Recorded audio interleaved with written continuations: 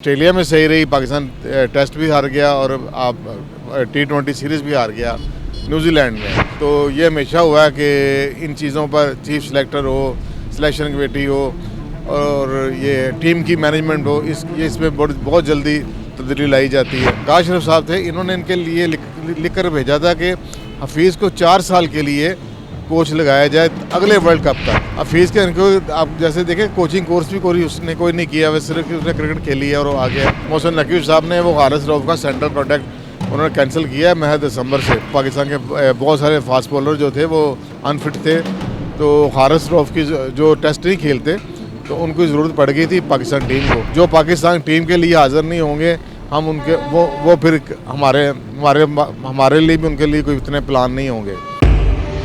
पाकिस्तान से लेके Malaysia, Asia, America, Africa, म्यूजिफाई अब चले दुनिया के साथ। अस्सलाम वालेकुम नाजरीन, मैं हूं आपका मेज़बान अफजल इफ्तिखार और आप देख रहे हैं प्रोग्राम खेल और खेल। आज हमारे साथ हैं पाकिस्तान के सीनियर स्पोर्ट्स जर्नलिस्ट मोहम्मद यकूब साहब। यकूब साहब, क्या हाल चाल है? जी ठीक ठाक। अफजल साहब आप सुनाएं। मैं भी ठीक ठाक। यकूब साहब, आज का मौसम बड़ा प्यारा है और सबसे बड़ी बात है कि पाकिस्तान क्रिकेट बोर्ड में तब्दीलियाँ आनी शुरू हो गई हैं। सबसे पहले कि मोहम्मद हफीज़ का जो कॉन्ट्रैक्ट था वो रिन्यू नहीं किया गया उनका। हाँ जी अफजल साहब, आपकी बात ठीक है। उनका कॉन्ट्रैक्ट वैसे तो ख़त्म हो चुका हुआ था, एक माह का कॉन्ट्रैक्ट था उनका। तो उसमें ऑस्ट्रेलिया सीरीज़ थी और उसके साथ ही क्योंकि न्यूजीलैंड की सीरीज़ थी तो उनको फिर एक माह का और दिया गया था कॉन्ट्रैक्ट। तो आपको जैसे देखा आपने कि पाकिस्तान टीम की जो परफॉर्मेंस थी ना वो ऑस्ट्रेलिया में सही रही, पाकिस्तान टेस्ट भी हार गया और आप T20 सीरीज़ भी हार गया न्यूजीलैंड में। तो जब वो वापस आए और जब तो टीम जब वापस आई है तो जिन हफीज़ को जिन्होंने अपॉइंट किया था ज़कात शरीफ साहब एज ए चेयरमैन, वो भी जा चुके थे। लिहाजा नहीं, आपको पता है कमांड आ गई थी PCB में मोहसिन नकवी साहब। तो ये हमेशा हुआ है कि इन चीज़ों पर चीफ सेलेक्टर हो, सिलेक्शन कमेटी हो और ये टीम की मैनेजमेंट हो, इसमें बहुत जल्दी तब्दीली लाई जाती है। तो मेरे ख्याल में है कि ये यू टर्न भी नहीं लिया उन्होंने। ये उन्होंने जो ज़कात शरीफ साहब थे, इन्होंने इनके लिए लिख कर भेजा था कि हफीज़ को 4 साल के लिए कोच लगाया जाए अगले वर्ल्ड कप तक। टीम डायरेक्टर और हेड कोच भी लगा दिया जाए अगले 4 साल तक, अगले वर्ल्ड कप तक। तो वो मेरा ख्याल ये भी एक कोई लॉजिक वाली बात नहीं थी कि हफीज़ को इतना लंबा अरसा कर कोर्स लगा दे जबकि उसकी परफॉर्मेंस ठीक ना हो। तो ये होता है 1 साल के लिए, 2 साल के लिए होता था, तो 4 साल का एकदम लगाना ये भी बड़ा मजाका केस था। लेकिन प्राइम मिनिस्टर जो कि पैटर्न चीफ है PCB के, उन्होंने इस समरी को रोक लिया था। वो इनको 4 साल देने के लिए तैयार नहीं थे क्योंकि उनके माइंड में था कि उन्होंने चेंज करना है, तो लिहाजा नया चेयरमैन आएगा वही फैसले लेगा। तो फिर pattern chief PCB prime minister ने ये जो अनवारुल हक साहब ने मोहसिन नकवी को जब नॉमिनेट किया है एज ए चेयरमैन, तो उन्होंने आगे ये पहला काम ये किया है कि हफीज़ को उन्होंने मेरा ख्याल माजरत कर लिया है कि आपकी सर्विस नो मोर रिक्वायर्ड। वो एक लिहाज से फ़ैसला ठीक भी है। मैं क्योंकि परफॉर्मेंस हफीज़ की ठीक नहीं है और हफीज़ के कोई इतना कोचिंग एक्सपीरियंस भी नहीं है। और दूसरी बात है कि कई लड़के हफीज़ के साथ खेलते रहे हैं, तो एक बड़ा अजीब सा लगता है कि जो लड़के साथ खेलते रहे हैं उनको कमांड करना बड़ा मुश्किल होता है। और यही फार्मूला अगर मैं देखूँ तो वही फार्मूला वहाब रियाज पर भी लगता है।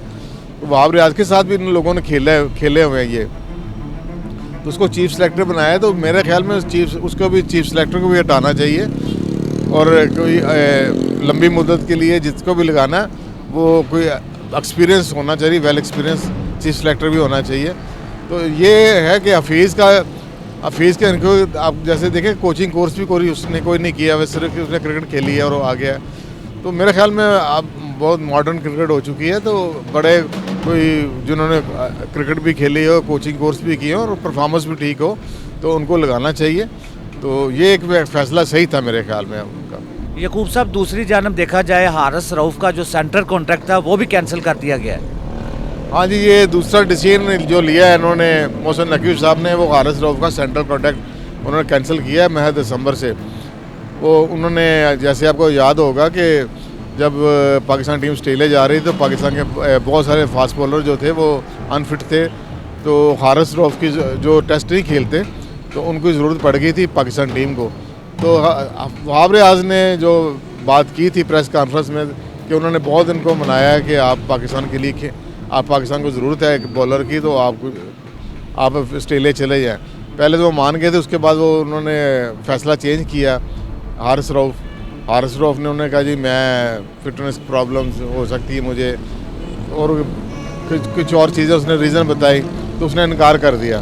तो वहाब रियाज को उस वक्त बहुत गुस्सा आया था। उन्होंने जो प्रेस कॉन्फ्रेंस में भी ये बात की थी कि जो पाकिस्तान टीम के लिए हाज़िर नहीं होंगे हम उनके वो फिर हमारे लिए भी उनके लिए कोई इतने प्लान नहीं होंगे।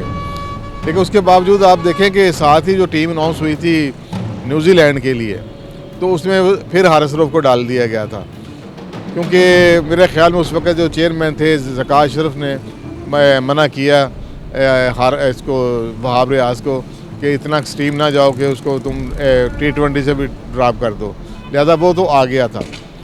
लेकिन उसके बाद अब जब ये जैसे मैंने कहा कि मोहसिन नकवी साहब आ गए हैं, तो अब मुझे लगता है कि जो नए क्रिकेट बोर्ड ने ये सोचा है कि ये जो एक्ट था हारिस रऊफ का, ये काफ़ी एक्सट्रीम एक्शन है, इनडिसिप्लिन एक्शन है, पाकिस्तान टीम को ज़रूरत थी तो उसको एक सज़ा दी जाए।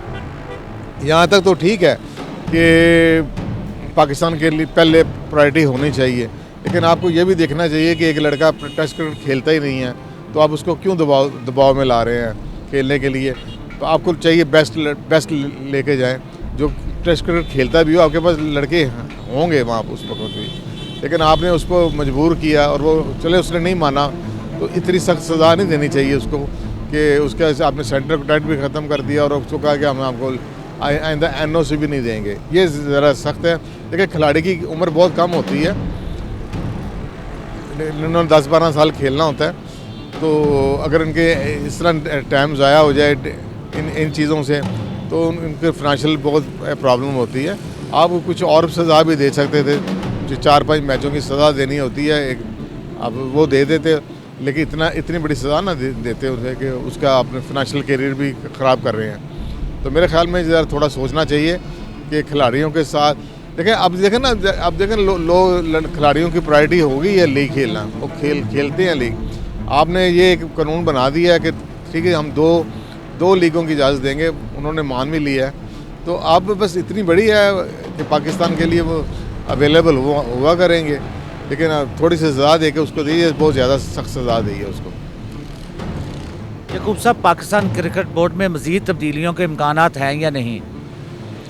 मेरे ख्याल में बहुत ज़्यादा तब्दीली होंगी, बहुत ज़्यादा तब्दीलियाँ होंगी, क्योंकि क्रिकेट बोर्ड का आवे का आवा बिगड़ा हुआ है।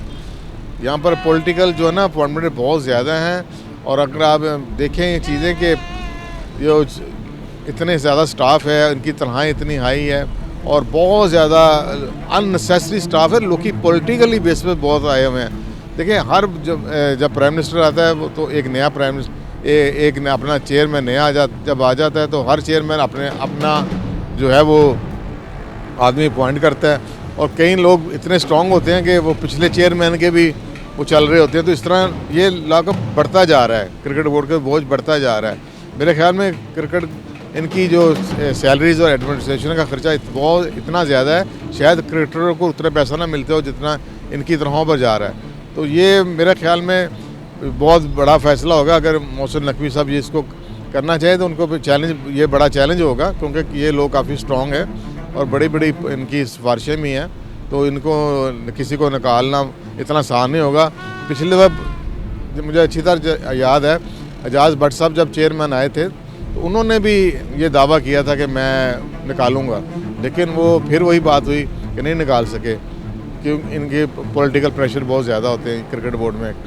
तो मेरे ख्याल में ये देखिए, लगता तो है कि काफ़ी लोग निकलेंगे, अब लगता तो है ये। बहुत बहुत शुक्रिया यकूब साहब। अब देखते हैं कि पाकिस्तान क्रिकेट बोर्ड में मज़ीद तब्दीलियाँ होती हैं या नहीं होती। इसी के साथ अपने मेज़बान अफजल इफ्तिखार और मोहम्मद यकूब को इजाज़त दीजिए। अल्लाह हाफ़िज़।